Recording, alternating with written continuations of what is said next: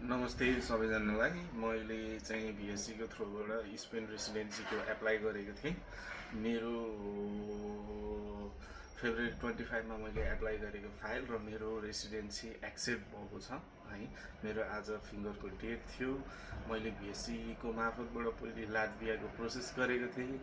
त्यसपछि मैले नेपालबाट लात्भिया आएँ।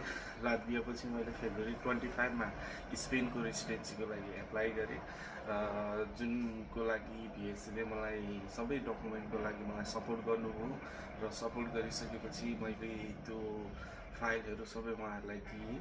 पिसिसी एटेस्टेसन गरेर पनि दिएँ स्पेन काउन्सुलेटद्वाराबाट।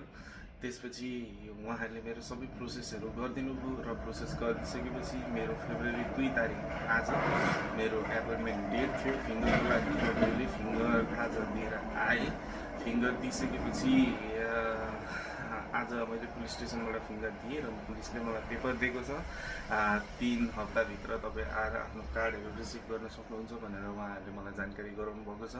भिएससीको मार्फतबाट मैले यो फाइल एप्लाई गर्दाखेरि म धेरै नै खुसी छु र I am very happy and I wish उहाँहरूलाई चाहिँ अरू पनि काम उहाँहरूले यसरी गरिराख्नुहोस्। अहिले नेपालीहरू धेरै ठगिराखेको बेलामा भिएससीले हामीलाई एकदम राम्रो काम अपडेट दिनुभएको छ है।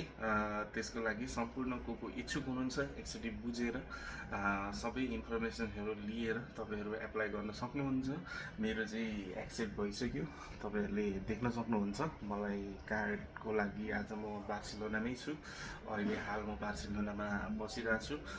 Thank you VSC, thank you all the team, thank you for your support, thank you so much.